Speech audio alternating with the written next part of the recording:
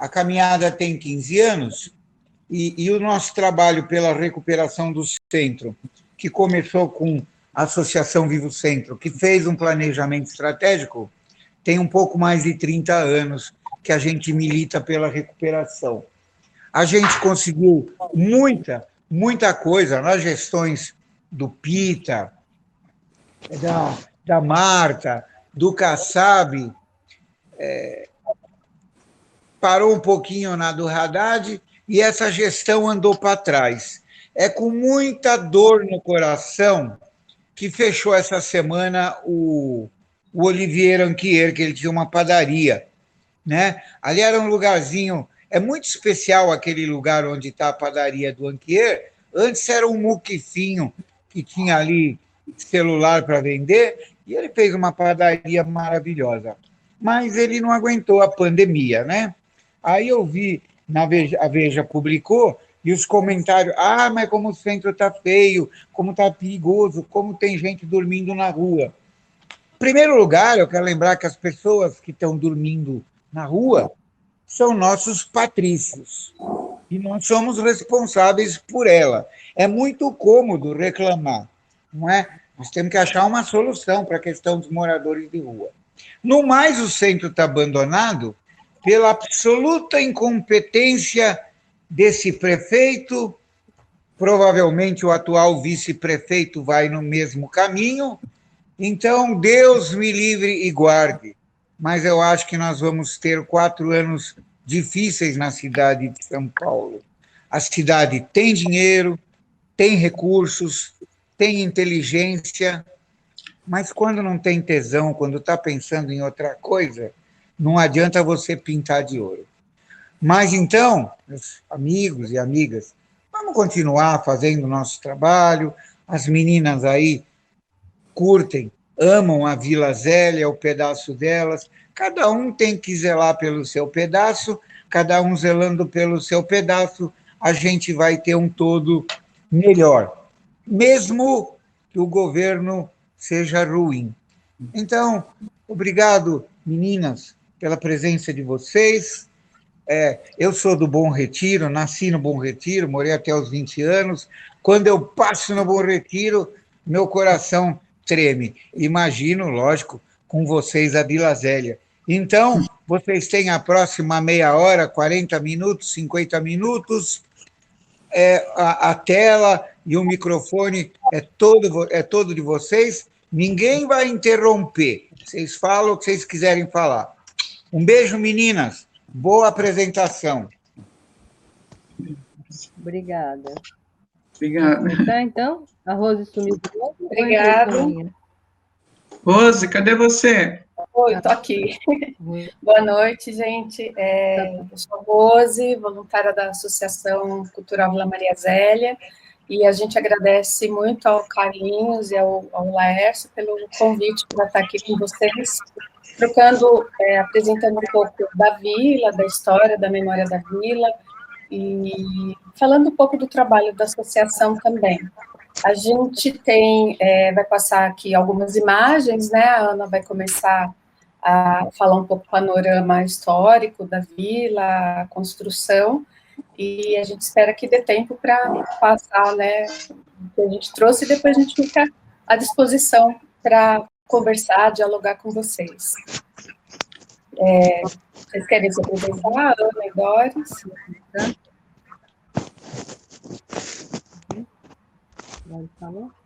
Bom, eu sou Ana Luísa, sou da Associação Cultural Vila Maria Zélia, com a Rose, com a Doris e com outras pessoas. E também nós somos moradoras da vila, uma mais tempo que a outra, mas todas com mais de 15 anos de Vila Maria Zélia. A associação, ela nasceu dessa disposição nossa, interesse de preservar e registrar a história da vila enquanto patrimônio, e, ao mesmo tempo, a gente desenvolveu algumas atividades culturais. Então, a gente faz atividades voltadas para criança, a gente atividade, e essas atividades são abertas, né? Tem atividades que são fixas durante a semana, quando não tinha pandemia, e tem outras que a gente faz filme, teatro e assim por diante, né? Então, o que a gente acha importante, assim, para mobilizar o pessoal, porque nós percebemos, assim, que desde que a gente começou a contar um pouco da história, resgatar um pouco essa história e registrar, as pessoas também começaram a olhar a Vila Maria Júlia enquanto um patrimônio, um lugar a ser preservado. Não todos, né? Porque ainda tem lixo no chão, essas coisas. Mas as pessoas começaram a perceber assim, que aqui é um lugar diferenciado e que ele merece um cuidado. Todos merecem, mas que aqui é um cuidado enquanto um patrimônio que resgata a história de São Paulo. Tá? Só para começar, a Vila Maria Zélia ela fica no Belenzinho, a gente chama de Belenzinho porque fica entre a Celso Garcia e a Marginal. Quer mostrar um mapa, Rose? Ela, se vocês observarem bem, ela fica perto do Brás, e entre o Brás e o Tatuapé. Isso significa assim, que a gente é da Zona Leste, mas é uma Leste 1, né? Ela começou a ser construída mais ou menos em 1913, 14, e a inauguração dela mesmo, oficial, a gente considera 1917. Por quê? Porque ela demorou a ser construída. Ela foi planejada e idealizada pelo George Street, né, que era um médico que recebeu a fábrica, a Companhia Nacional de Tecidos de Juta, da família dele. Então, ele veio para São Paulo, porque ele era do Rio, e começou a administrar essa fábrica, e, em função disso, construiu a vila. Aí tem a foto da... Essa é uma foto antiga. Deixa... Da frente da vila, que pega a capela, o armazém e a fábrica do lado de cá. Do lado direito é a fábrica. Uhum.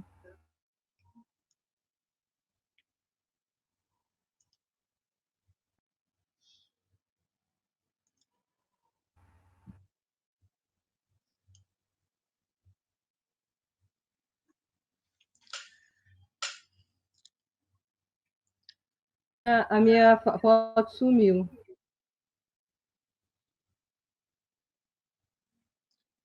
Sumiu a imagem. Bem, tem, que nem a Doris falou, tem a capela, tem um armazém, e ao lado tem a fábrica. Não havia...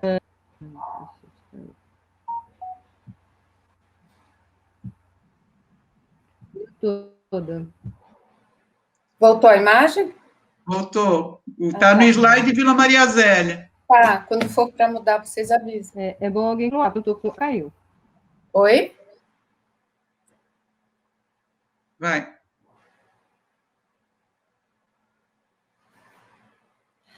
Eu acho que a Ana está caindo, né? Ana, você está ouvindo? Não, acho que a Ana está caindo. Bom, a Ana falou, então, da localização, né? A gente tem aqui onde está a vila, né, em relação aos outros bairros. Nós estamos aqui na Zona Leste, mas é uma Zona Leste muito próxima do centro. Às vezes o pessoal, né, mais ao leste não considera muito a gente Zona Leste, né? Fala que a gente é mais centro expandido. Aí essa foto mais antiga, né, de um ponto de vista que não existe mais, porque em volta hoje já está tudo construído. E a Ana estava falando, então, do contexto da criação da vila, né? O contexto das moradias no início do século XX, das moradias, principalmente as moradias pobres, as moradias operárias, né? Era principalmente formada pelos cortiços. E esses cortiços, né? Isso era bastante criticado do ponto de vista tanto sanitário quanto do ponto de vista moral também, né? Se dizia que os cortiços propiciavam uma degradação, né? Uma promiscuidade física e moral. Mas a condição de moradia era essa, né? Então, o próprio governo, né, começa a dar incentivos para a construção de vilas operárias.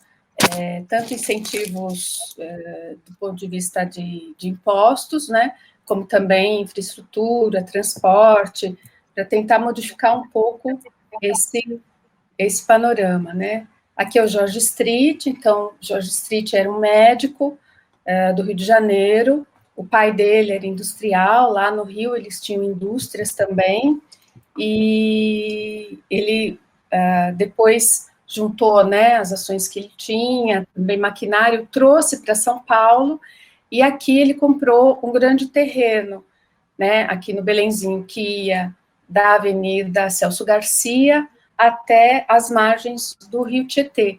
E aí, nesse terreno, ele construiu a Companhia Nacional de Tecidos de Juta, que fabricava as sacas de juta para o café, né?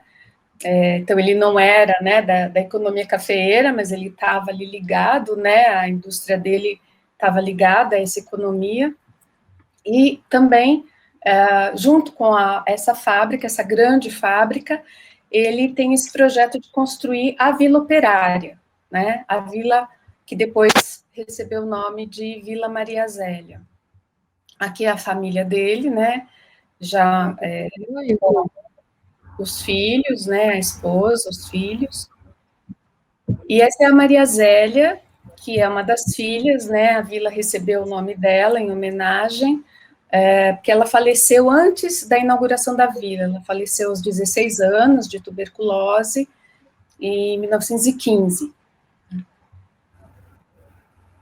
Aqui, então, a vila, a Maria Zélia, aqui é uma imagem da Vila Saltaire, do século XIX, na Inglaterra. O George Street, né, ele contratou um arquiteto para fazer o projeto da vila e se inspirou, né, nas vilas operárias da Europa. E a Vila Saltaire, então, claro, muito maior do que a Maria Zélia, mas ela é esse modelo, né, que tem as casas e que tem outros serviços junto ali dos operários, né, então comércio, a área de saúde, parte religiosa. Então ele se inspira nesses modelos das vilas europeias para a construção da Maria Zélia. Aqui, então, é uma... Rose. Oi? Rose, só um pouquinho. Oi. Que ele também se inspirou, acho que está dando para escutar, ele também se inspirou porque o local da Vila Saltaire também era um local de degradação. Então, assim, era um lugar que existia muito bebida, muitos desempregados. Então, o dono da fábrica que se instalou lá construiu a vila pensando também nisso, que era o objetivo do George Street, entre aspas, né? Tirar o pessoal dos cortiços e trazer para umas vilas higiênicas na época, né? Uhum. Então, o contexto era o mesmo, né? Uhum. Mas isso mesmo. Pode continuar. Uhum. Bom, então, teve a ideia do arquiteto, ele começou. Não sei se a Rose falou que eu sumi e voltei, mas o Laércio comentou que ele passeia por muitas vilas por aqui, né, quando ele faz a guia dele. E realmente, aqui no Belém tem muitas vilas, mas a nossa Maria Zélia é a mais famosa. E por quê? Porque, na verdade, ela é considerada uma cidadela, e nem a Doris falou, não sei se a Rose falou, mas assim, tudo. Quando você entrevista as pessoas, elas mesmo falam assim, a gente não precisava sair daqui. Então, porque tinha desde igreja até armazém, dentista, médico, creche, escola para os filhos e o trabalho ao lado. Então, a pessoa que morasse aqui, que arranjasse uma casa aqui, ela poderia ficar sem sair da vila. E isso era muito frequente de acontecer. Principalmente que, quando a gente pensa no Belenzinho agora, ele está grudado no centro, né?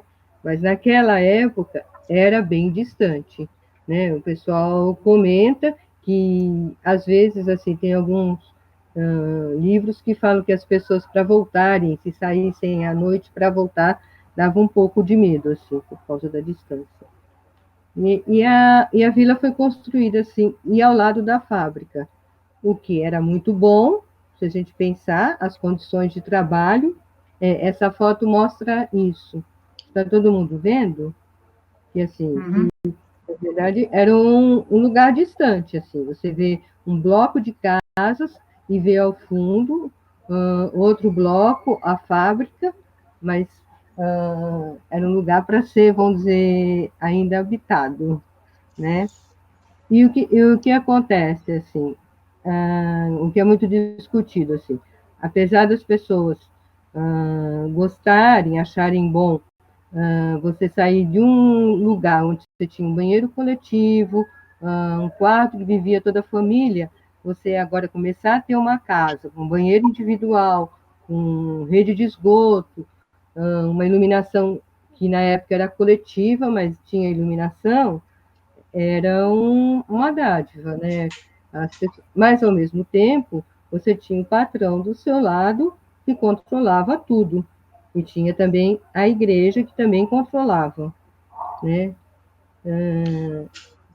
Essa questão do... Nem discutir isso com as meninas, mas essa questão de trazer o pessoal do centro para trabalhar na fábrica e, ao mesmo tempo, ter direito a uma moradia, ela é meio discutível, porque a Vila Maria Zélia ela fica perto da hospedaria, onde atualmente é o Museu do Imigrantes. E quando você conversa com algumas pessoas cujos avós ou bisavós trabalharam na fábrica, todos eles são estrangeiros, ou italiano ou espanhol. A maioria italiano e espanhol. Então, assim, na verdade, o único que a gente sabe que era daqui, ele, pela descrição das atividades dele, ele era mais um ajudante geral. A maioria dos trabalhadores eram da fábrica mesmo. Eram estrangeiros, né? Estavam migrando para o Brasil. E tem essa questão da fidelização do operário também, né? Do operário qualificado. Bom, tem outros slides. Ela dá... E tinha... A vila fica aqui é o Rio. E essas casas, elas eram... os operários pagavam, né? Ela se diferencia das outras vilas também, porque as casas eram para todos, não era só para chefia ou para gerente, não. Era para todos que trabalhassem na fábrica. Não dava conta pelo número de funcionários que a fábrica tinha, porque a gente tem notícias que teve uma época que ela chegou a ter 2.100 funcionários. Mas as pessoas trabalhavam e, conforme o número de pessoas que trabalhassem na fábrica, era destinado uma casa. Então, tinha casa para 2 pessoas, um alojamento de casal, tinha o alojamento dos solteiros, que é um espaço, depois vocês vão ver a foto, assim, que era quarto, cozinha, o banheiro já era coletivo, né? E tinha casas de 2 quartos, 3, 4 quartos, nunca chegou, só da chefia, né? Então, e as pessoas iam mudando. Vocês não podem esquecer que é uma vila de operário. E naquela época, em 1917, 18, as crianças também trabalhavam. Então, se você tivesse um filho de 9 anos e ele trabalhasse na fábrica, ele era considerado um trabalhador. Então, tinha um casal mais um, são 3 pessoas trabalhadoras. E a casa é alugada de acordo com o número de trabalhadores, o que incluía a criança também. A gente tem um texto depoimento de uma senhora, que ela com 9 anos começou a trabalhar na fábrica. E tem fotos que você vê ao longe crianças varrendo o chão, né? Elas podiam não manipular o maquinário, mas elas estavam varrendo o chão. Tem uma que fala que ela foi trabalhar porque ela limpava os teares, porque ela tinha uma mão pequena, né? Mais o quê? Bom, aí o George Street ficou, tem uma rua, aqui a vila são 6 ruas, né, com as casas, e a última rua, que a gente chama a Rua dos Chalezinhos, que são umas casas diferenciadas, pela estrutura delas, ela foi construída depois, foi a última a ser construída. Inclusive, o arquiteto já não estava mais acompanhando. Bom, aqui é a vila, se vocês olharem bem, a Rosa está mostrando a vila, e aqui passa o rio Tietê. Passava. Aí passava o rio Tietê em 1917. Antes da retificação dele. Então, qual era a diversão do pessoal aqui? Era o rio, né? Pescar no rio, nadar no rio, a ala masculina, a feminina ficava olhando, né? E, ao mesmo tempo, fazerem piquenique. E não iam só os moradores da vila. Naquela época, a gente tem, mais tarde, que a retificação foi bem depois, né? A gente tem depoimentos de pessoas do bairro vinham fazer piquenique e ficar à beira do rio. Então, essa daqui é o caminho antigo. Estão enxergando? E aqui Sim. é a retificação. Aqui é onde passar o rio, né? E aqui depois, quando ele retificou, ele veio para cá. Aí ele ficou longe, e aqui é a vila, né? Então ele fica longe da vila. Essa retificação, que em um dos depoimentos que a gente escolheu, o pessoal fala, antigamente tinha um rio que a gente pescava, aqui essa era uma área verde, que tinha árvores frutíferas, porque tinha chácaras, a gente via as árvores frutíferas do lado de cada vila, e tinham as paineiras, que as paineiras são bem lembradas, aqui também, que o pessoal ficava à sombra das paineiras, e aí veio a retificação. Né? Com a retificação, o rio saiu da vila. Tá dando para entender, gente, para acompanhar? Né? Bom, uma outra mudança aí o Jorge... também... você vai falar? Do quê? Não, eu ia falar das mudanças de donos agora. Isso, porque some a Rua 1, né? Nesse mapa aparece a Rua 1 e depois ela some. Sim. Tudo isso que some, né? É que assim, que nem a vila é inaugurada em 1917 e ela fica com George Street até mais ou menos 1923, quando ele tem problemas assim, toda essa infraestrutura que tinha para os trabalhadores da fábrica, fica com George Street até 1923. E nesse período ele tem muitos problemas financeiros, quase falha e tal, e ele vende a vila para a família dos Scarpas, né? E a família Scarpa, naquele momento, mantém a vila do jeito que era, e a fábrica só muda o nome, coloca a Vila Scarpa, né?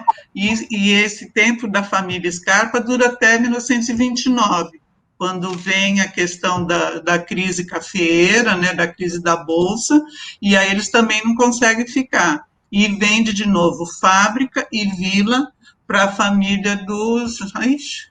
como é que é, Ana? Guilherme. Hã? Dos Guinle.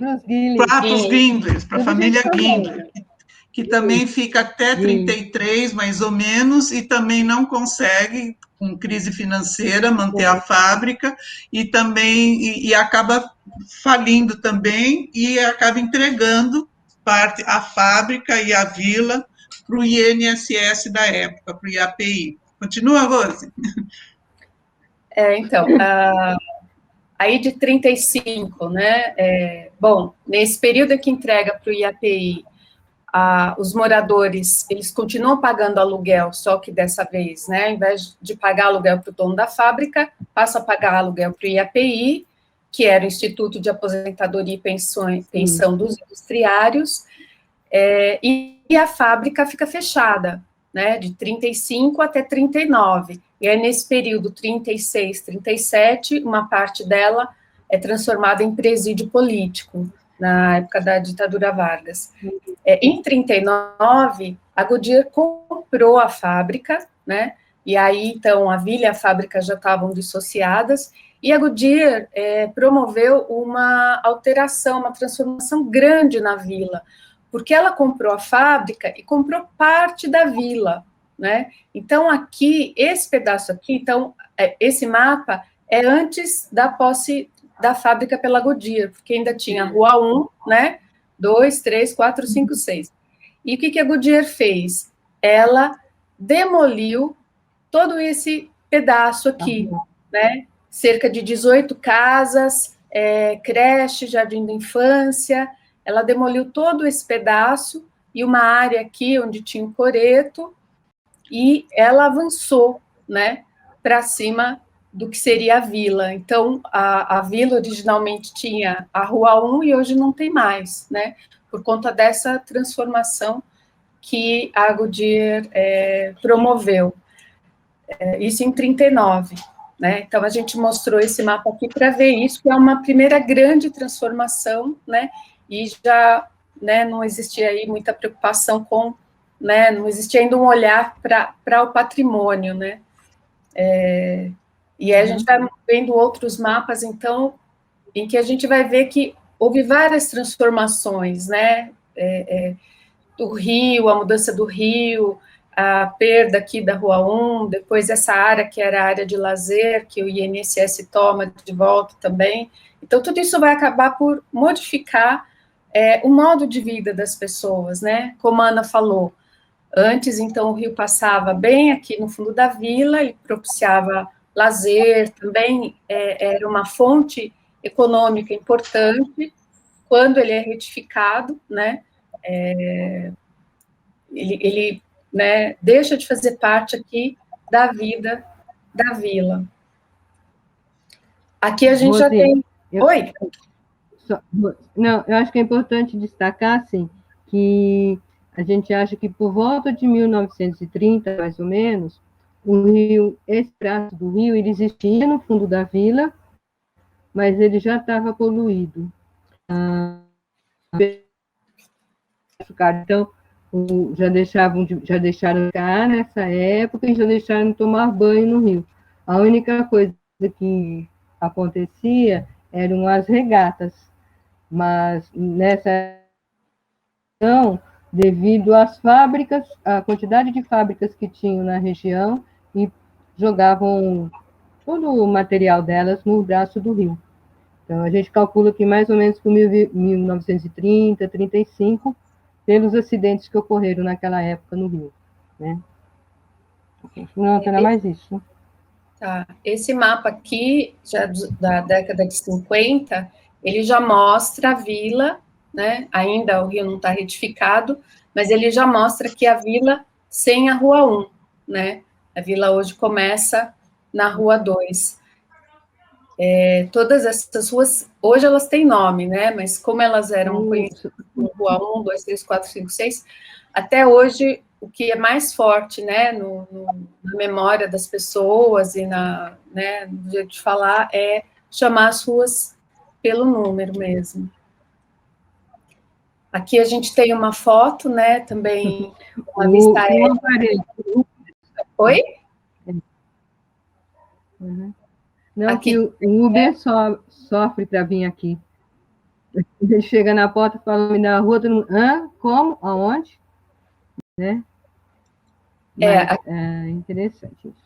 Aqui a gente vê, né, também antes da retificação, já sem a Rua 1, né, mas antes também das reformas, né, então aqui a vila ainda estava original, quer dizer, sem toda uma fileira de casas, né, já não estava exatamente original. Aqui também, né, de um outro ângulo, ainda com as casas originais, né.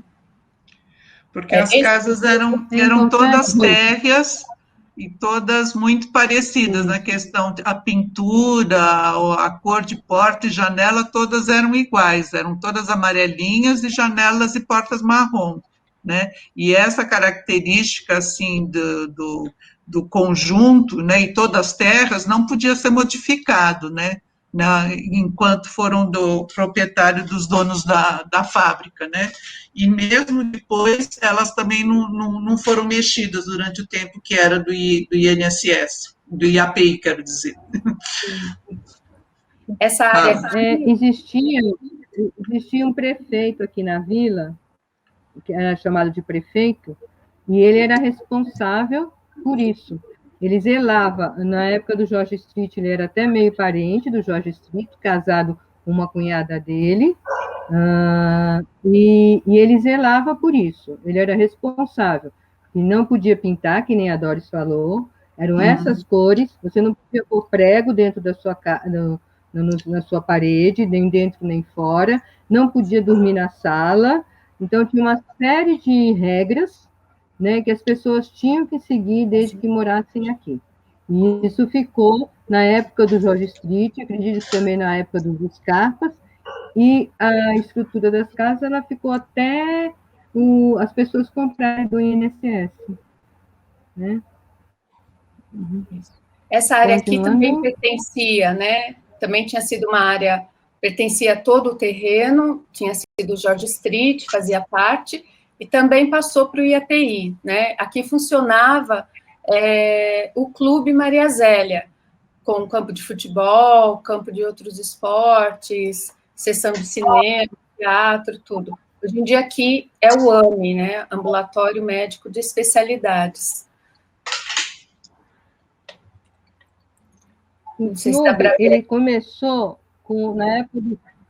na época do Jorge Street, ele começou, foi criado pelo padre, o grupo de futebol, um padre que tinha aqui. E depois ele foi se transformando, em 1935 ele se tornou o Clube Atlético Maria Zélia. E é uma referência para todo mundo que passou por aqui.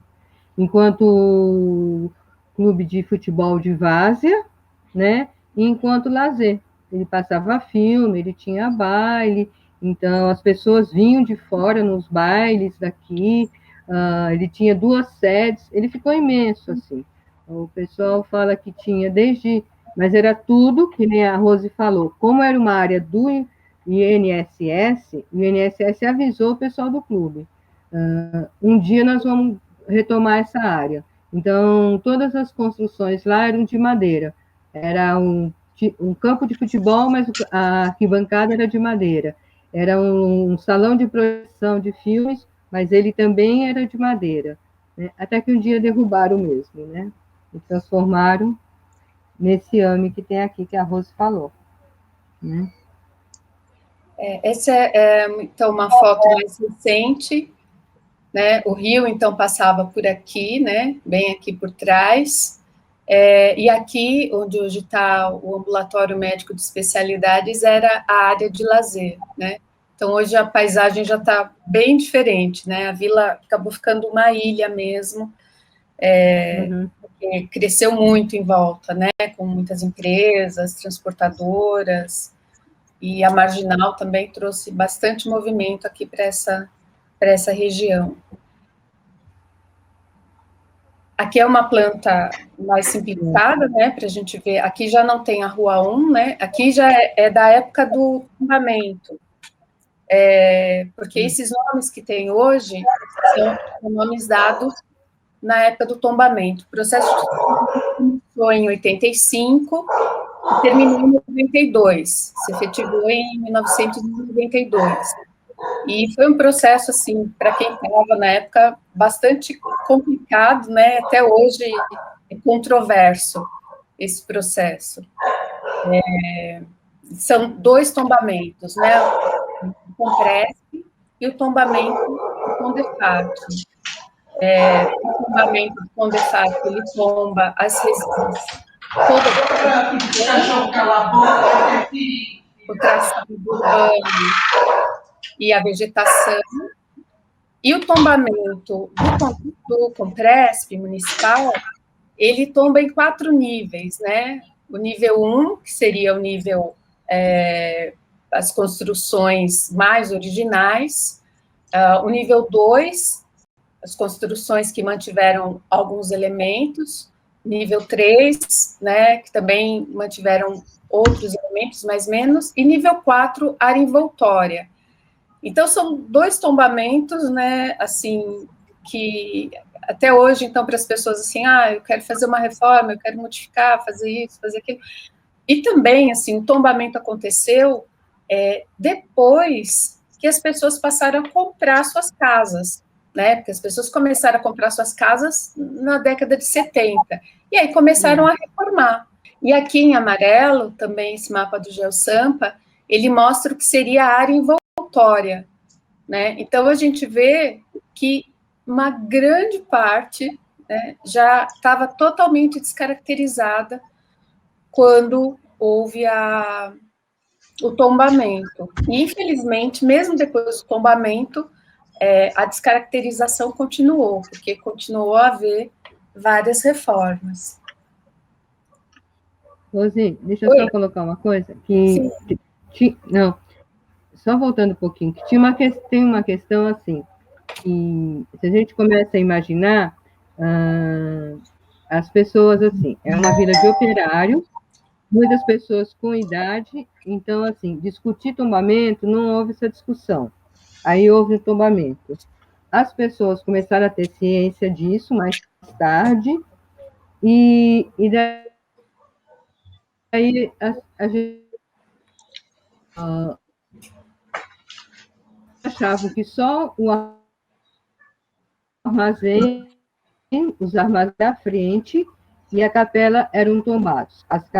Então, quem tinha casa falava, a minha casa é nível 4, então eu não preciso conservá-la. Então, continuou a modificar. Daí, o que aconteceu? Agora, se há o tombamento, do jeito que está, ela tem que continuar, independente de estar modificada, não. E essa clareza, ninguém teve. Né? Então, assim, nem a Rose falou, já estavam modificadas, muitas famílias eram pobres, os filhos casavam, então algumas casas aqui agora são 2, porque foi feito um sobrado. E o que acontece? E as outras começaram a se modificar. O tombamento está no armazém e a minha é nível 4, então eu posso modificar. Né? Então, se a gente visita a vila, nós vamos ver umas fotos antigas, se a gente visita a vila hoje, ela é outra coisa, né? Uhum. Pode seguir? Vai. Pode.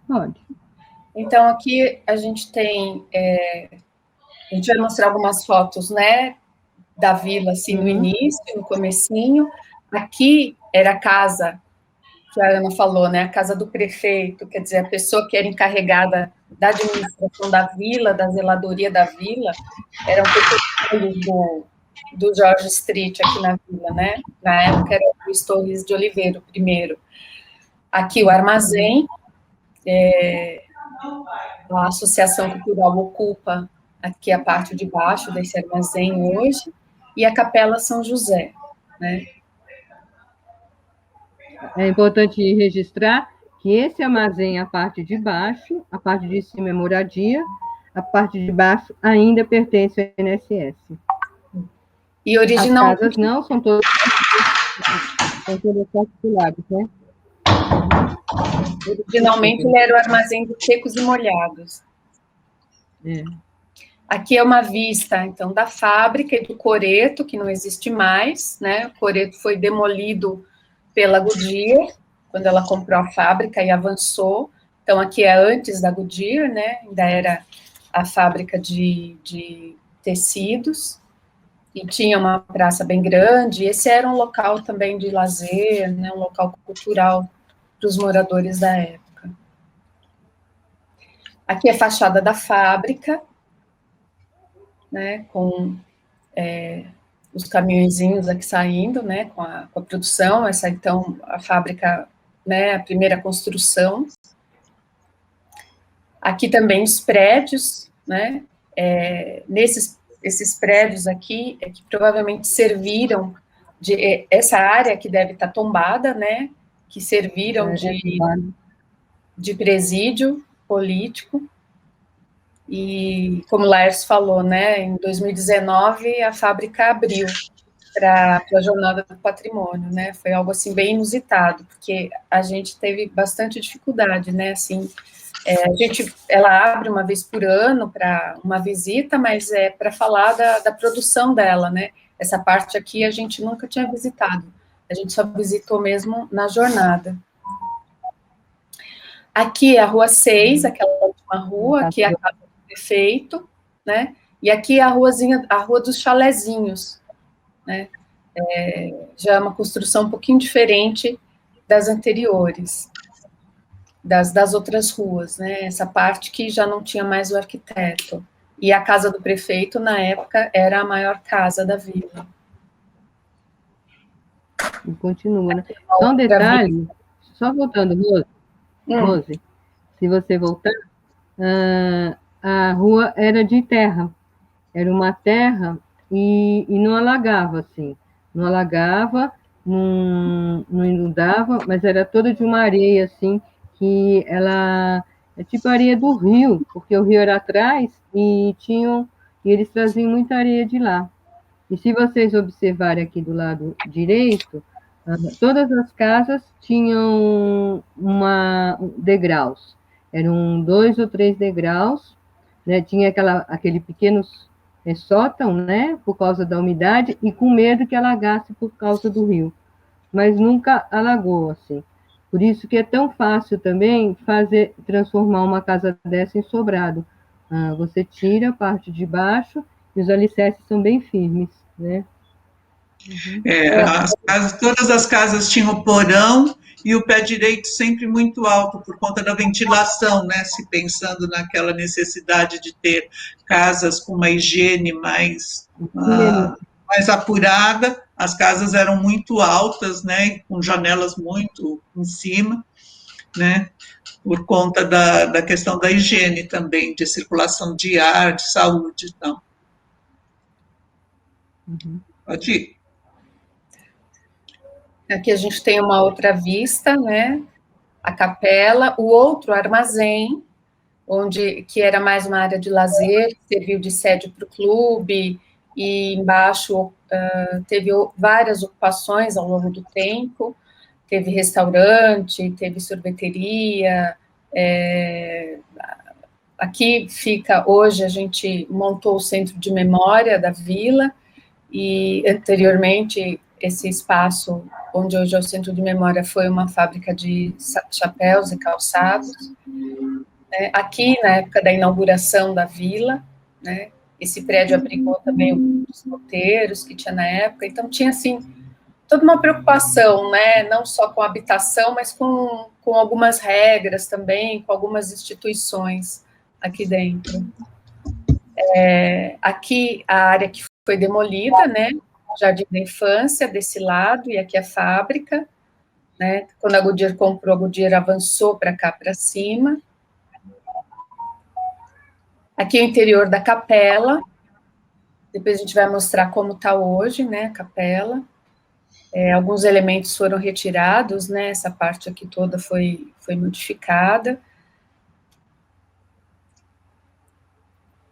Aqui algumas fotos, aqui o ônibus escolar, né, uma foto mais antiga, e aqui é uma foto já, né, um pouquinho mais recente, talvez dos anos 70, 80, da escola de meninos, que depois foi arrendada por um grupo de professores, primeiro por uma escola particular, depois por uma cooperativa de professores, e durante muito tempo foi o Colégio Manuel da Nóbrega, ele funcionou até meados dos anos 80.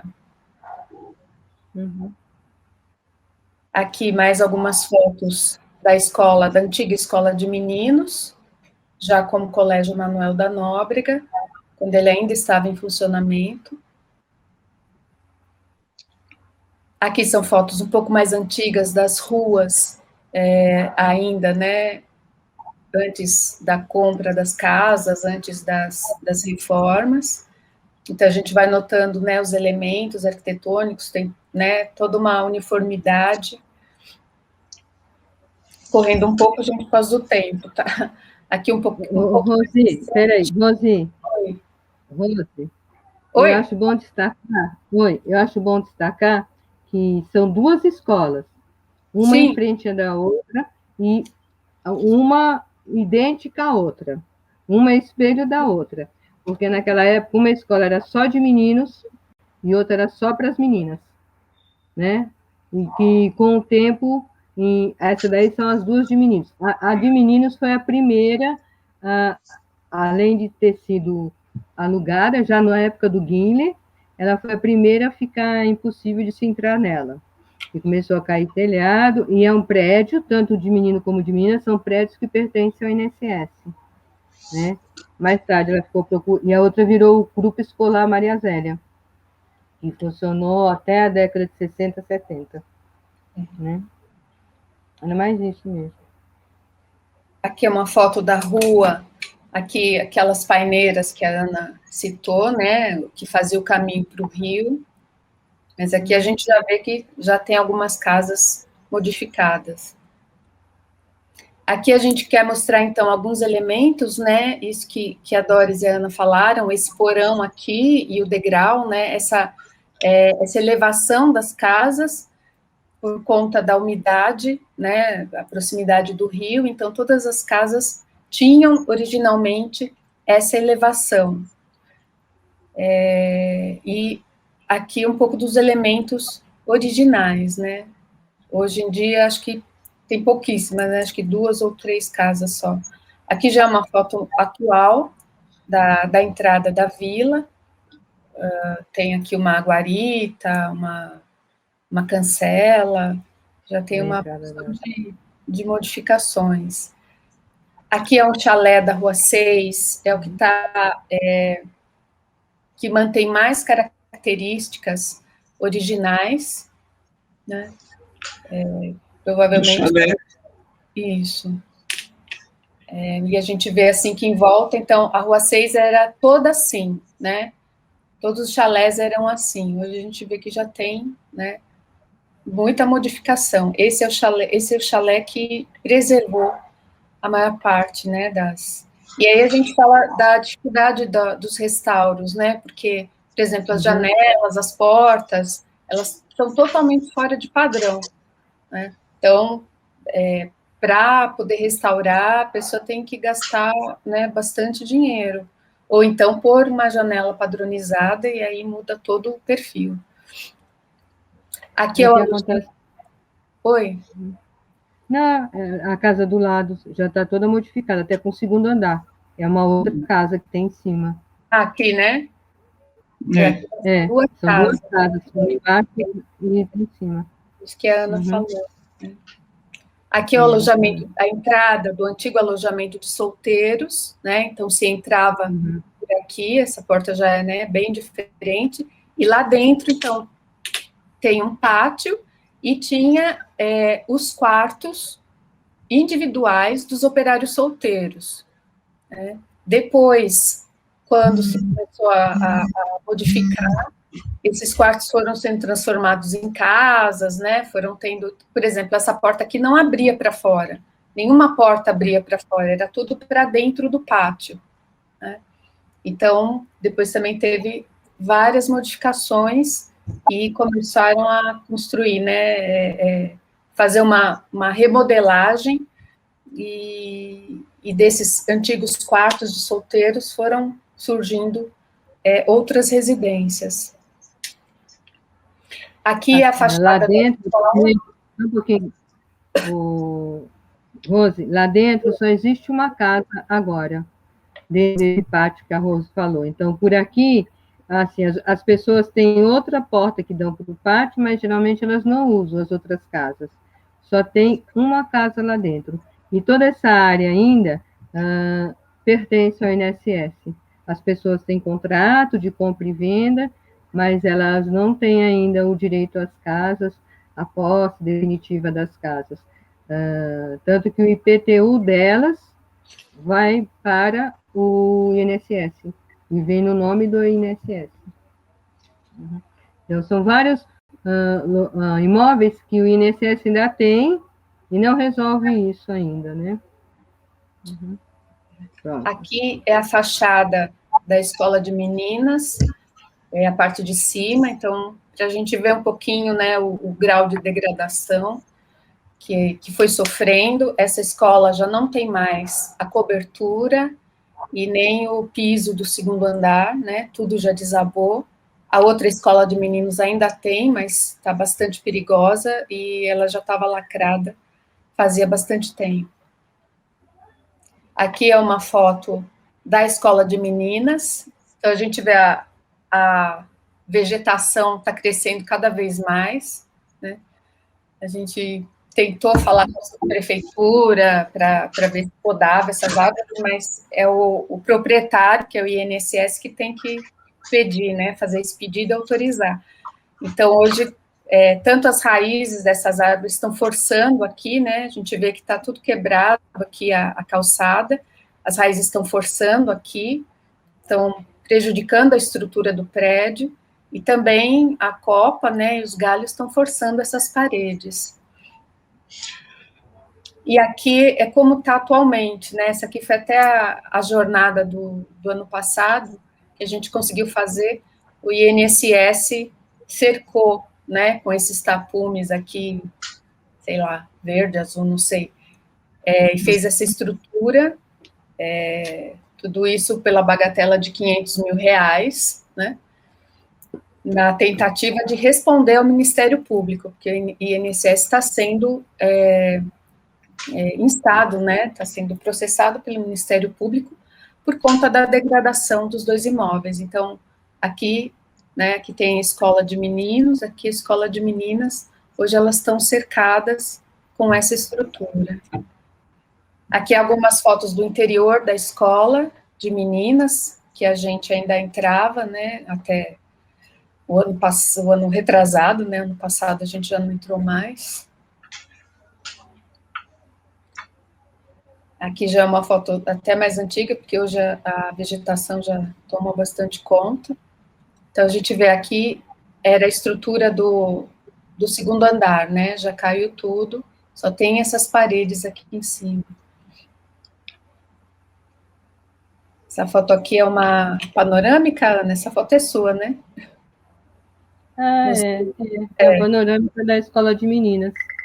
A gente fez uma piscina lá dentro, né? A Ana fez essa foto panorâmica, então aqui as escadas iriam para o segundo andar, né?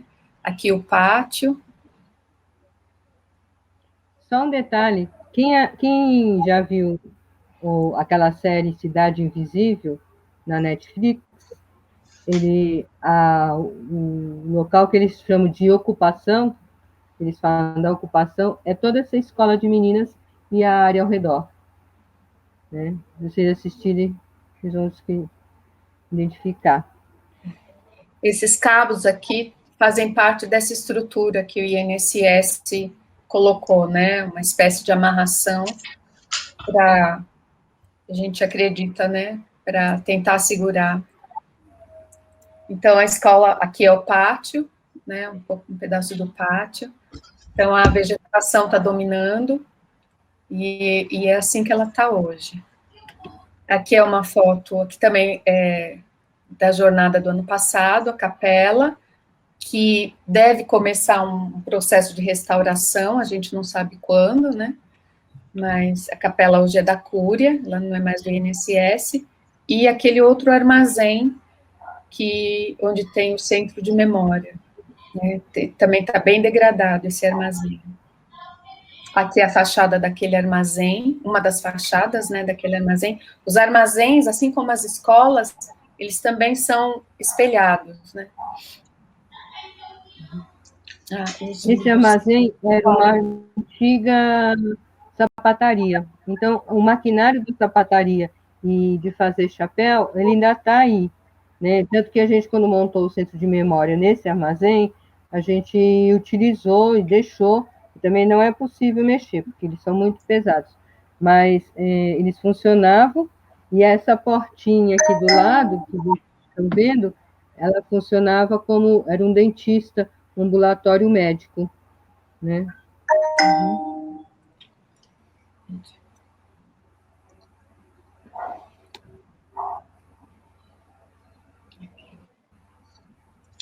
O que aconteceu?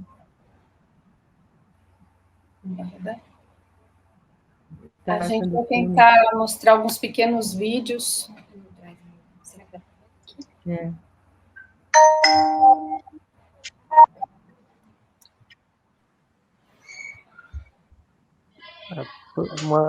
Diga, para o vídeo, se não me engano, na hora que seleciona para compartilhar a tela, tem uma opção do que fazer com o som, se você quer usar o som do computador ou não. Aí, se talvez não estiver passando o som do vídeo, pode ser necessário tirar o compartilhamento de tela Ah, tá. e habilitar de novo o compartilhamento de tela, se atentando para essa questão do som. Vocês me escutam? Uhum. Dá para escutar, sim. Daí é o Boticário, né? É o antigo Boticário, a antiga farmácia, né?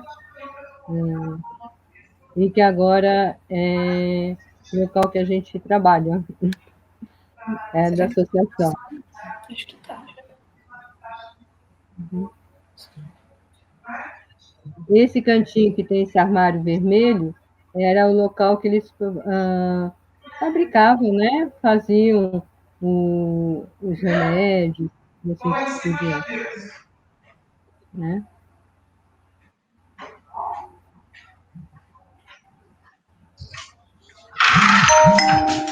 Esse espaço para a gente, porque a gente transforma no que a gente faz oficina, né? A gente faz apresentação musical aí, faz festa, né? Uhum.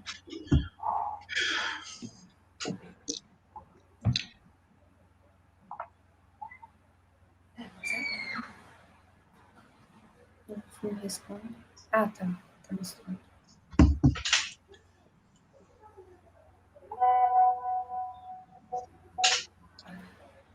Então, esse... Sim, dos outros.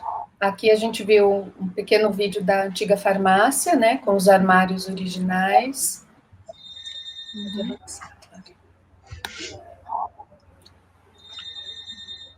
E esses armários foram organizados pela gente, viu, gente? Eles não estavam assim no começo, quando nós assumimos esse local.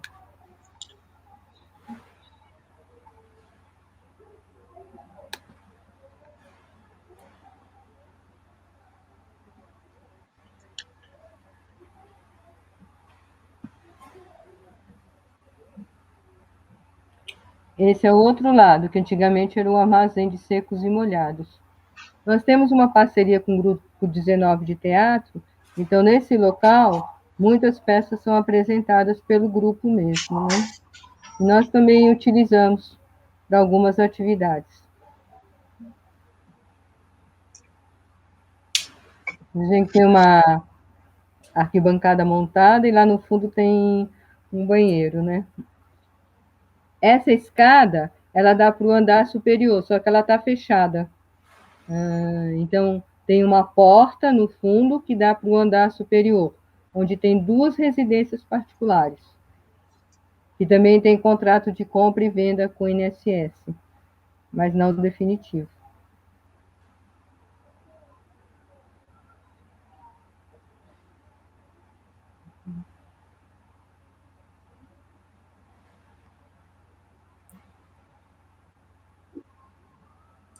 Tá bom.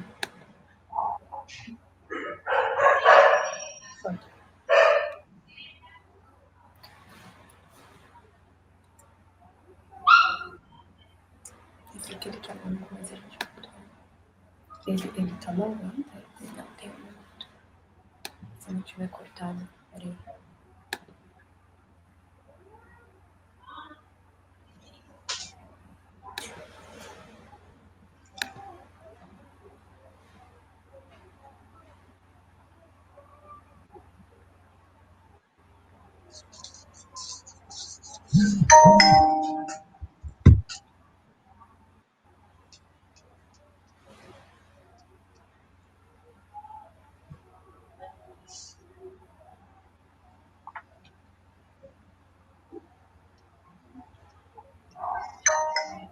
Esse é o centro de memória da gente, que nós montamos num dos espaços.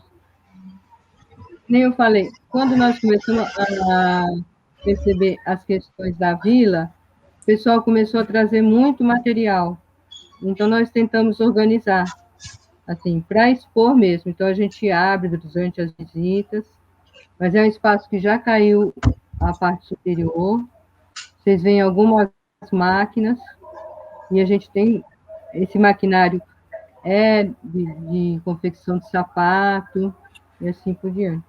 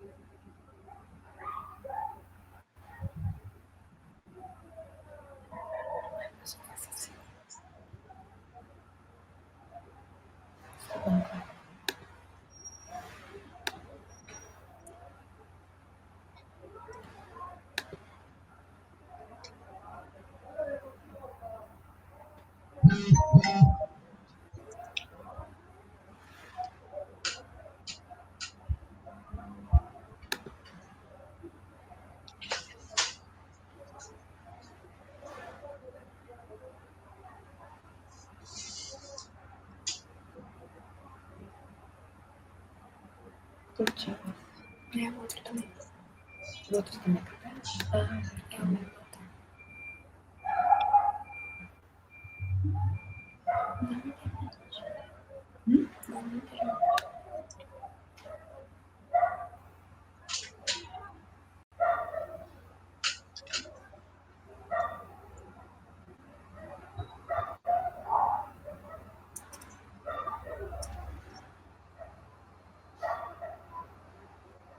Está rodando. Isso, ainda está rodando?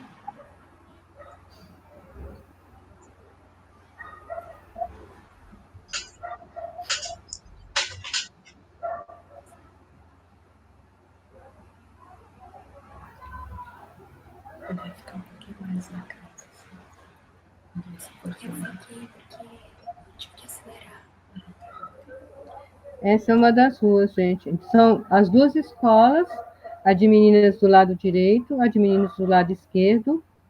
Antes passou uma casa, passou muito rápido, mas é uma das casas que está ainda com a fachada original, né?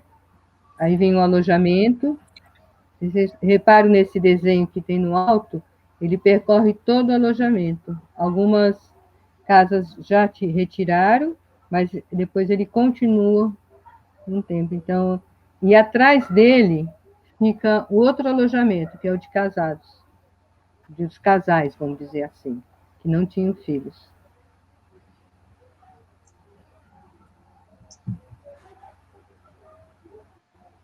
Pronto?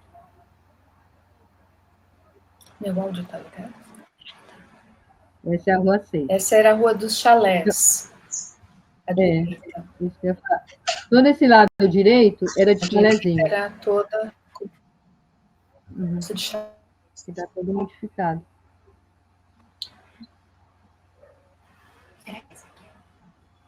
Não.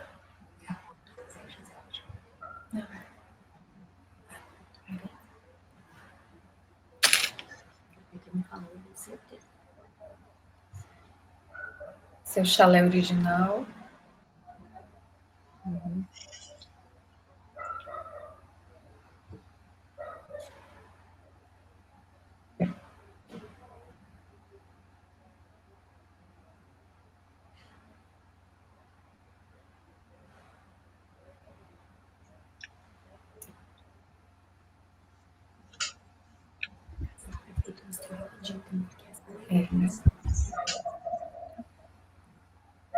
E essa é a casa do prefeito. Uhum. Que não é Antiga mais, casa né? do prefeito, hoje é um morador comum.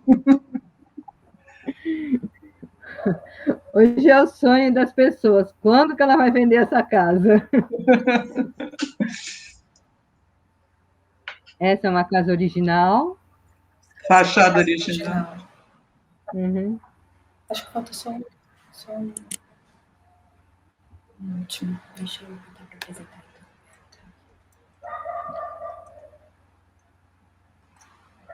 E aqui é um jabá, que é o livro que a gente lançou para comemorar os 100 anos da vila. Que quem quiser comprar, R$60. E está muito bom. Conta toda a história da vila. Acho que parou de compartilhar. Não sei. Será?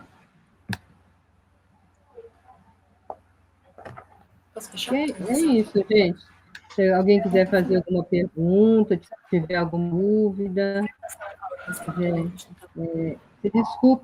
se desculpem um pouco. É que, na verdade, assim, é a primeira vez que a gente faz virtual. Nós sempre fazemos ela presencial, né? Então...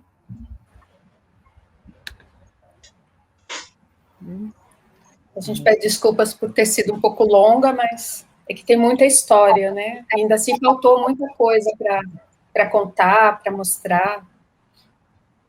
Eu não sei como que é a questão do tempo, se vocês vão fazer perguntas, querem fazer algum comentário, aí volta a bola para o Laércio e para o Carlinhos. Bom, já aqui também na organização, queria agradecer vocês. A questão de tempo está tranquila. A caminhada presencial durava até 2 horas, às vezes até estendia um pouco mais. Na virtual, que às vezes a gente faz um pouquinho menos, mas tá tranquilo ainda. E isso é bem interessante, né? Com as fotos, os vídeos, as fotos históricas, né? Da localização antes, do próprio rio antes. Teve discussões, até perguntas e até algumas até já respostas. Alguém foi perguntando, outras pessoas foram respondendo no próprio chat. Mas, de qualquer forma, até para poder manter para o vídeo, né, gravado, depois a gente coloca no canal da Caminhada no YouTube. É interessante fazer as perguntas que foram no chat. Alguém perguntou do filme O Corintiano, do Mazzaropi. Vocês sabem? Ele foi gravado na vila. Foi gravado na vila. Foi gravado na vila, aqui na Rua 6, uma das ruas que a gente mostrou agora no final, onde tinha os chalezinhos. E foi um dos primeiros filmes, né, feito aqui, porque a vila virou um espaço muito cinematográfico, né, nos últimos 20 anos, desde novela, propaganda, tudo acontece. O Mazzaropi foi um dos primeiros que veio filmar aqui, foi 50 ou 50? Que ano que foi mesmo? Alguém lembra? 69, 68, 69. E aí era na Rua 6, do lado, um dos chalezinhos era a casa do palmeirense, do corintiano, e do outro lado era do palmeirense. Então, assim, teve muita criança na época que fez figuração no filme, que morava na vila e tal. Então, o Mazzaropi foi um dos pioneiros aqui a gravar na vila. Assim. Se quiser falar mais, Rosiane. Não, interessante, quando assiste o filme, mostra, né, que as casas ainda estão sem reformas, né, então mostra a vila original.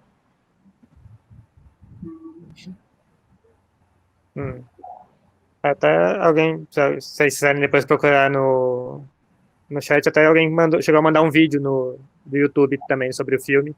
Eu imagino que tem aí trechos do filme também mostrando a vila. Aí uma outra pergunta também no chat. Essas elevações eram para proteger as casas das inundações do Tietê.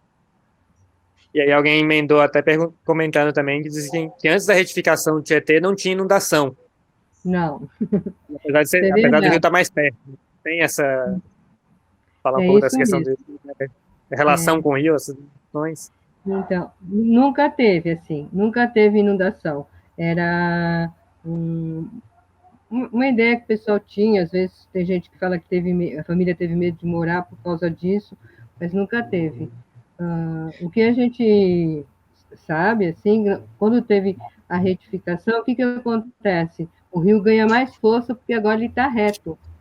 Então ele começou a ganhar mais força, né? E daí começa a inundar, mas essa inundação ela nunca chegou na vila. Ela, Como o rio não... ficou mais distante, os lugares que inundam é mais próximo à ponte da Vila Maria, que já não é tão próximo da vila. Então, a vila de verdade nunca inundou. Assim, apesar de ter poucas bocas de lobo, inclusive, atualmente, para escoar toda a água quando cai muita chuva, mas assim, inundar, de entrar água nas casas, isso nunca aconteceu. Tivemos. Do lado de lá do rio, atualmente inunda, né, quando tem essas chuvas fortes, mas lá de cá não tem relatos não de inundação. E também esse porão, né, tinha a ver com preservar o piso da umidade.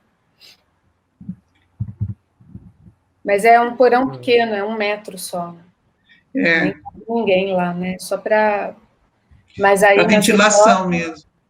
Nas reformas muita gente eliminou o porão e o Roberto está com o livro aí, né? Fazendo merchandising para a gente. É isso mesmo, Coloto. Bom, mais uma pergunta também, a Débora deu parabéns pela apresentação, né? Interessantíssimo conhecer mais sobre essa vila. E tomara que consigam, né, restaurar, preservar o patrimônio. Ela perguntou sobre a visitação, se é permitida somente na Jornada do Patrimônio, uma vez ao ano. Tirando esse tempo de pandemia, a vila está aberta, né? Para visitação. Eu pus aqui. As visitas guiadas, nas visitas guiadas, eu coloquei aqui para a Rosana, que ela perguntou. As visitas guiadas que nós fazemos, elas estão suspensas, né, por causa da pandemia. Essa foto que vocês viram foi a última na Jornada do Patrimônio. E a pessoa pode entrar na vila, pode andar, mas, assim, os lugares, por exemplo, que nem o Centro de Memória, a escola nós não estamos entrando mais por causa dos perigos, né? O armazém, o boticário, eles estão fechados, assim. Pode acontecer, por exemplo, de uma de nós ir lá para resolver alguma coisa, e daí, mas percorrer as ruas é possível, sim, né? Tirar foto das casas, tem gente que reclama, tem gente que não gosta, porque, assim como o Ministério Público, ele está processando todo mundo que modificou o seu imóvel. E se a gente, quando você vê o processo da gente, no Compresp, principalmente, que nem a Rose falou, que ele detalhou casa por casa, tem fotos de todas as casas. Então, se você vem tirar foto, já sai alguém para saber quem você é, da onde que é, achando que é do Ministério Público, né? Uhum. Obrigada. Quem escreveu? Roberto? Obrigado. Nós também gostamos do livro. Obrigado. Bom que vocês tenham gostado. Né? A gente teve uma preocupação de entrevistar as pessoas para elaborar o livro e, ao mesmo tempo, fazer um registro, né? Esse livro foi feito com dinheiro da própria associação, para cada morador foi doado cada residência, porque às vezes numa residência moram 10 pessoas, não. Para cada residência foi doado um livro, e a gente fez questão de dizer assim, porque o livro existe por causa desses moradores, por causa da vila, então nós só conseguimos registrar isso e devolver para eles. E também está à venda, né? Porque muita gente vem, procura, a vila, gosta de comprar o livro, né? E tem nas bibliotecas do município. Bom, Esse vídeo, a Sueli Serra, deixa eu comentar uma coisa.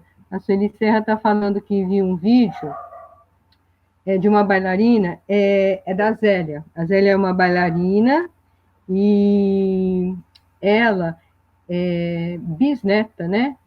Ela é bisneta do George Street. Então, ela fez um vídeo com a apresentação dos 2 finais de semana, fez um vídeo de que reconstrói um pouco essa questão da família dela ser dona disso, ser dona de uma vila, de uma fábrica, e com o tempo isso perder tudo isso, né? Uhum. É dela mesma, né?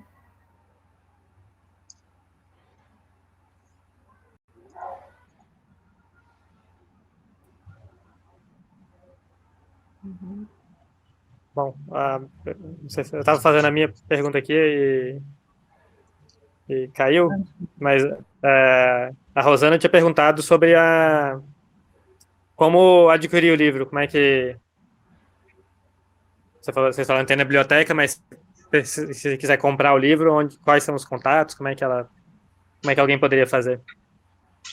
Acho que o último deu certo, né, Rose, que foi pelo correio? Isso, a gente mandou alguns já pelo correio, algumas pessoas escreveram para a gente pelo e-mail ou pelo Face, e aí a gente enviou pelo correio. Então, quem tiver interesse pode escrever ou para o nosso e-mail, né, que é acvmzelia@gmail.com, ou pelo Facebook, Associação Cultural Vila Maria Zélia. A gente está sempre consultando e a gente encaminha pelo correio. Beleza. Está com a mão levantada, Bogdan, quer falar?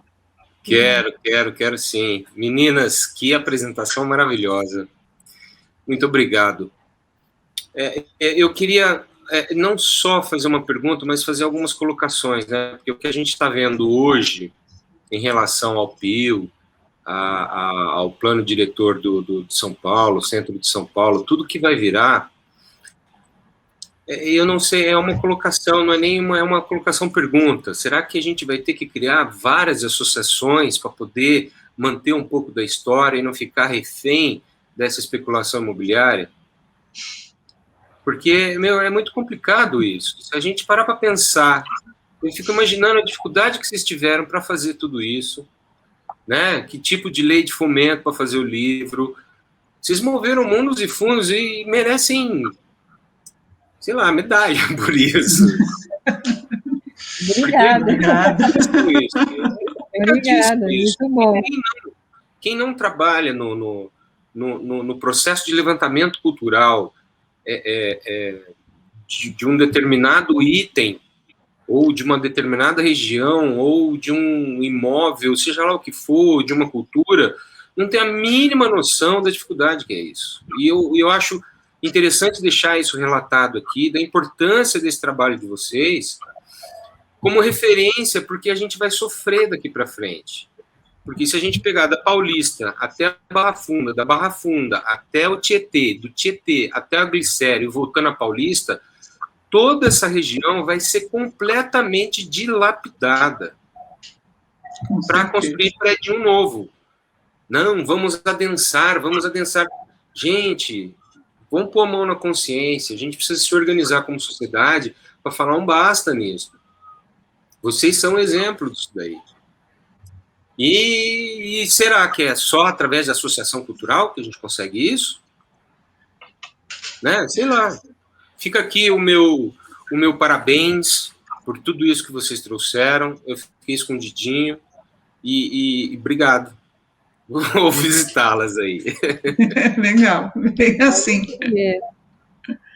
Mas existe um grupo, né, que se reúne com o pessoal da Penha e que tenta, assim, são associações, jurídicas ou não, ainda é muito incipiente, isso que você falou é uma verdade, né? Nós estamos na mão das empreiteiras, a gente tem muito receio em relação às escolas por causa disso, né? Eu acho que, enquanto prédio, elas não têm assim, um valor, por exemplo, para ser restaurado, é uma restauração muito grande, mas se derrubarem, tem um espaço grande de construção, né? Mas tem um grupo E eu, particularmente, eu me espanto, não sei a Doris e a Rose, porque, de repente, tem a associação em Itaquera, que eles reconstroem a história deles, tem a associação em Guaianazes, na cidade de Tiradentes. Então, você vê que a população está se organizando para tentar preservar os seus espaços, né? E eu digo mais do que espaço, eu digo assim, a relação que existe nesse espaço. Eu acho que o fato da Vila Maria Zélia ser construída assim, ela facilita. Não sei se vocês estão escutando o barulho, mas tem a festa aqui em frente. E a vizinha tem que me convidar para a festa, porque ela acontece na porta da minha casa. Então, a gente vai estabelecendo relações e se vem assim, um prédio grande, ele derruba tudo isso. Né? Então, isso que você falou é verdade. As empreiteiras, elas estão tomando conta, elas estão mandando na cidade, estão derrubando, e quando elas derrubam a história da gente e a história da cidade também. Porque eu acho que a Vila Maria Zélia não é só a nossa história, como moradora daqui, mas é uma história muito forte do período de industrialização, de migração, depois de migração para cá, você conversa com as pessoas, né? E essa história ela está sendo derrubada, né?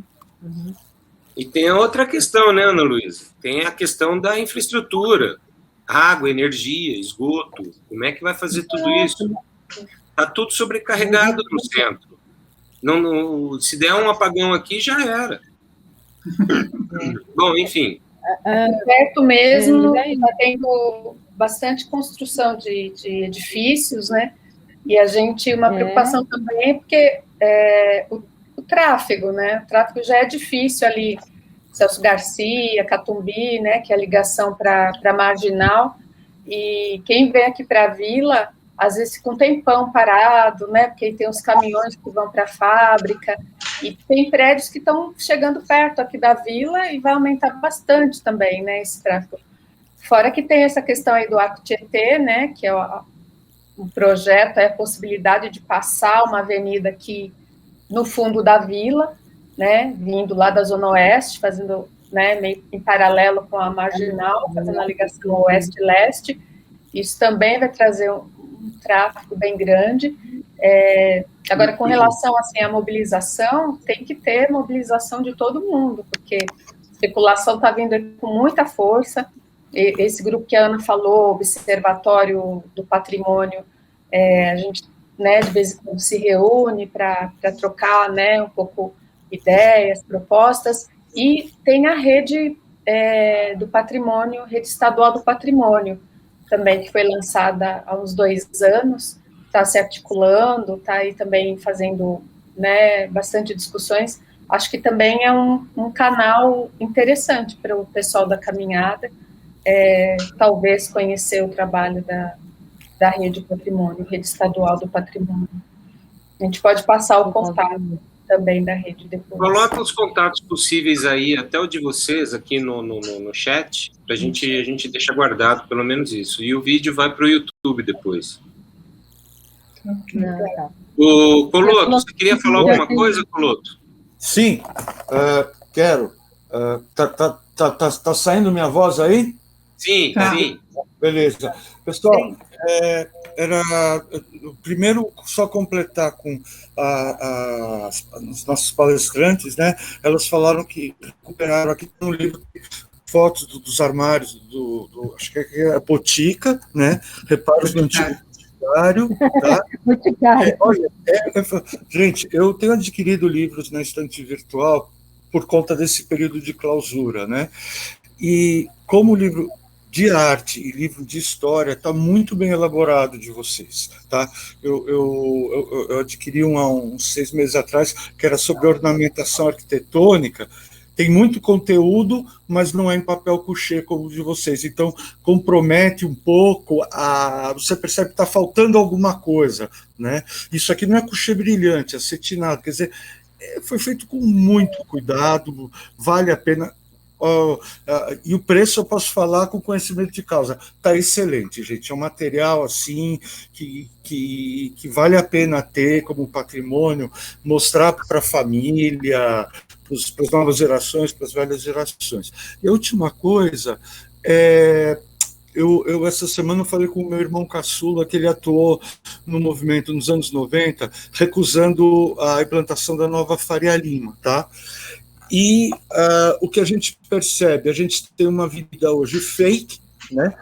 Aqueles prédios que são meros carimbos de como tudo, né? Numa cidade cosmopolita, você copia algum modelo.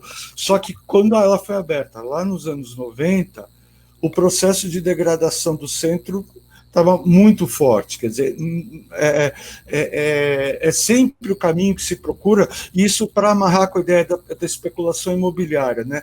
É muito mais fácil você construir em terrenos novos, né? Embora eles tivessem levado anos para conseguir desapropriar, porque houve uma reação forte da comunidade ali de Vila Olímpia, Itaim Bibi, contra a abertura dessa avenida, e se transferiu para lá. Ah, tá bom, transferiu-se o centro, prédios e escritórios. E aqui a gente tem edifícios maravilhosos, vazios, né? Com metrô, com história. E lá na Faria Lima é o nada, é simplesmente o nada.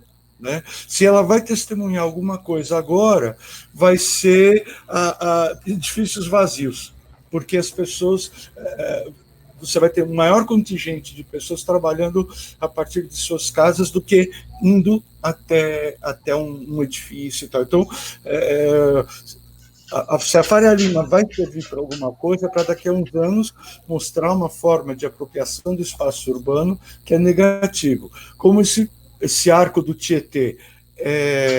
Muita gente questiona o urbanismo do Jaime Lerner, mas ele tem algumas frases assim, emblemáticas. Para que serve um túnel e uma avenida?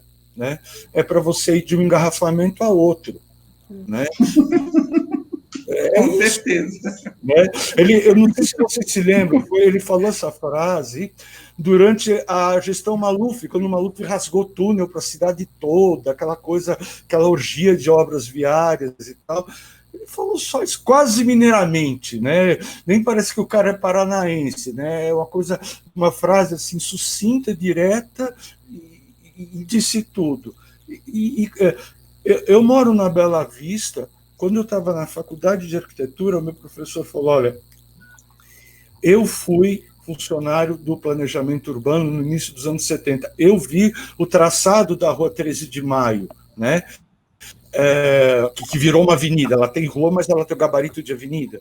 Aquilo destruiu o bairro do Bexiga, porque as pessoas não têm ânimo de atravessar de um lado ao outro, fora as desapropriações, os deslocamentos. E para arrematar, hoje a gente está com... Infelizmente, eu não faço parte ativa disso, não estou em condição, mas existe um movimento muito forte aqui no Bexiga, porque foram liberadas 2 obras na Grota do Bexiga, que é assim, a coisa mais histórica que a gente pode ter na área central. Né? E um local de cultura,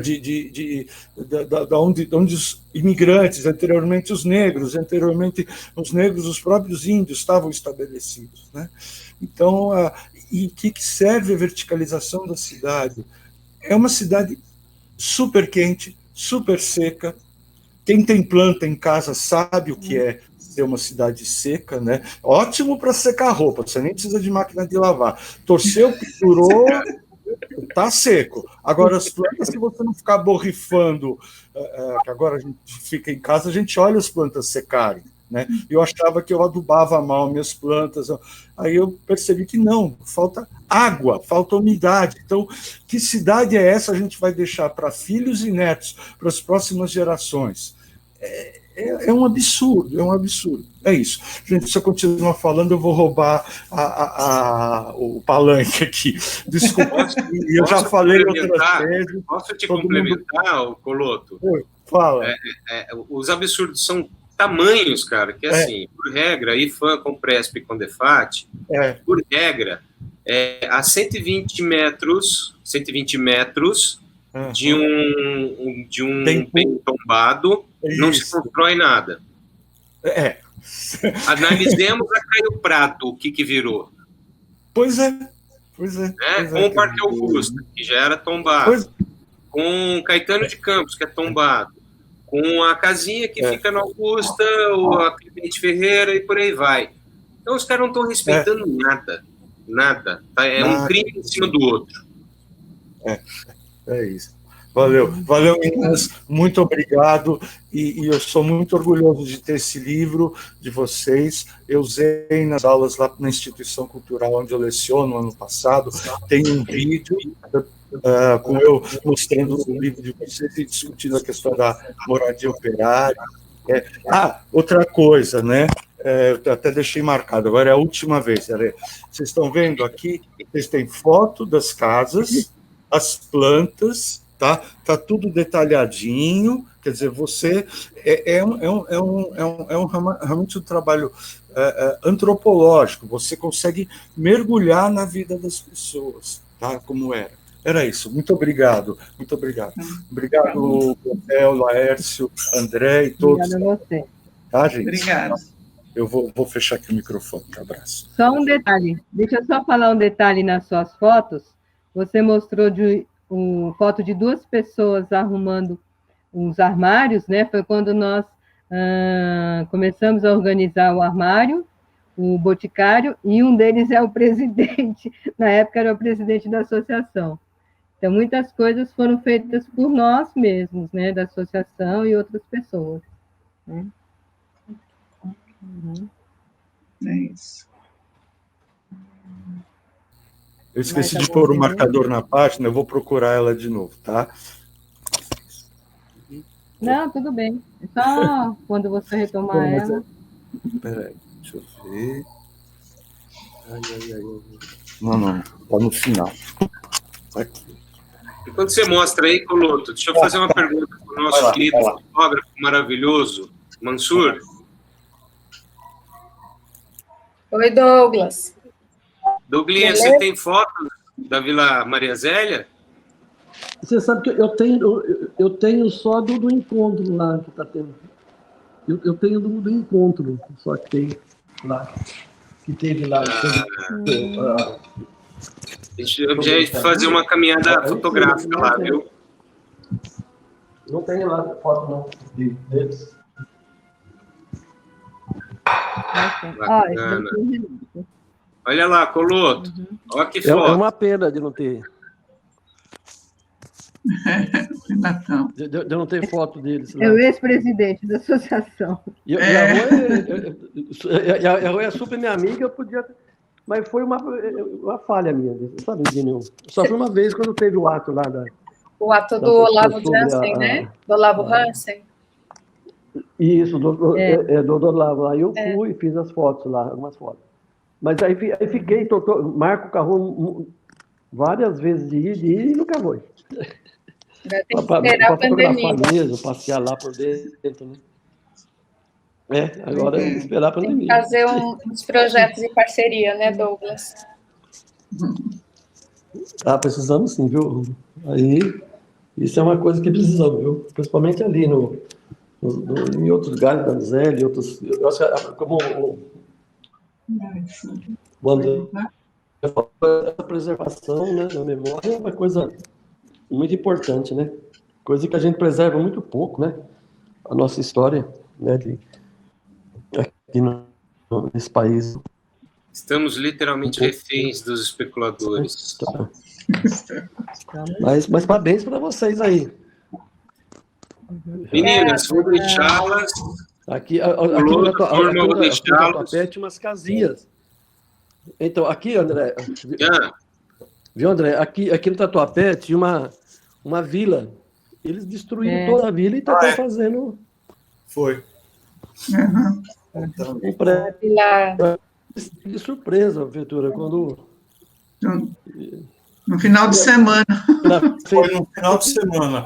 Tá no chão. No final de semana destruíram tudo. A vila parece que eles conseguiram embargar 5 sobradinhos só, não foi? Eles fazem assim na calada, não. Foi, porque o tombamento aconteceu na segunda-feira. Fica na esquina, mas já saiu, que era uma barbearia. Mas eles, sei lá, de repente, tiram tudo, desaba, né? Eles tombaram antes. Eles demoliram no sábado, domingo, na segunda-feira... Agora tinha aqui uma... Uhum. Nada diferente estão fazendo em uma barbearia na esquina, eu passei lá. Aí o cara resistiu, mas eu passei... Agora... eu passei esses dias lá, já não está mais, nem a barbearia está mais. Então, não sei mais como que... Aí. É uma pena, Douglas. Foram pegos de surpresa, assim, né? Mas a gente está sendo pego de surpresa. E ali vai ser 3 torres, né? Parece. Bom... Até no cartão gratuito dos velhos. Perdi tudo. Não é nada. É isso. É verdade. Perdemos. Ai, turma, eu vou ficar mais com vocês, mas eu vou deixá-los, viu? Também preciso deixar. Um beijão grande. E... Obrigada, gente. Mas parabéns. Meninas. Obrigado, turma. Parabéns pela caminhada. Abração, André. Até, gente. Falou. Cecília, beijo aí. Theo, tchau. E parabéns para o Laércio hoje, né? Parabéns. Aniversário dele. Aniversário? Parabéns, Laércio. Parabéns, Laércio. Parabéns, Laércio. Parabéns, Laércio. Parabéns, Laércio.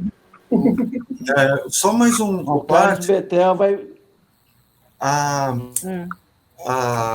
na Praça Roosevelt, onde o André Bogdan mora, ele mora do lado dos edifícios. Do lado de lá tem a antiga escola alemã, que está razoavelmente bem conservada, é um colégio estadual.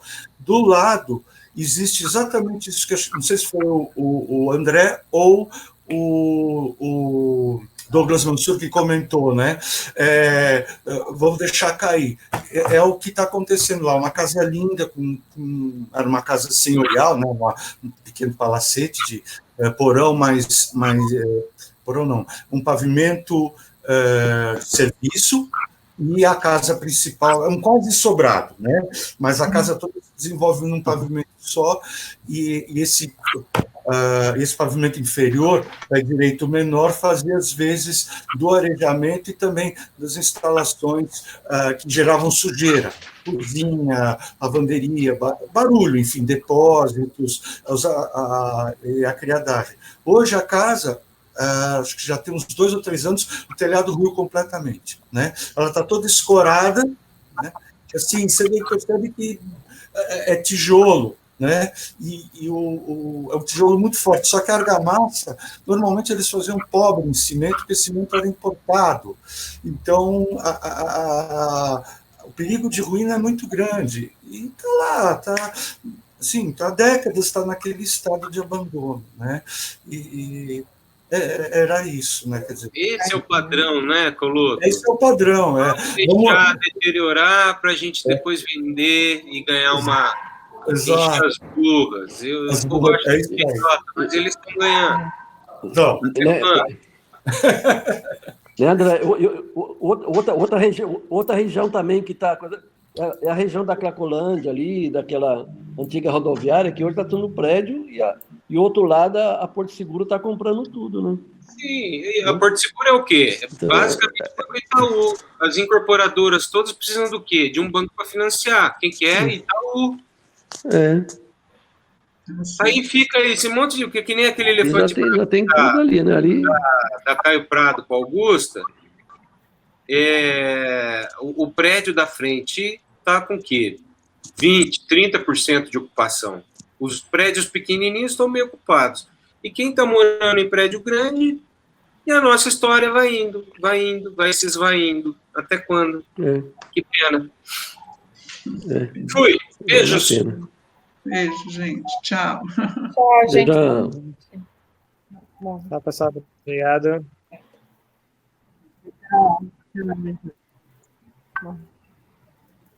Boa noite, obrigada. Eu acho que agora Boa tem noite, gente. Obrigada. Boa noite a todos. Agora, obrigada. Cecília, agora a gente vai pedir. Douglas, está picotando o teu agora é a hora de ir lá comer pizza. Viu? Agora é hora de comer pizza.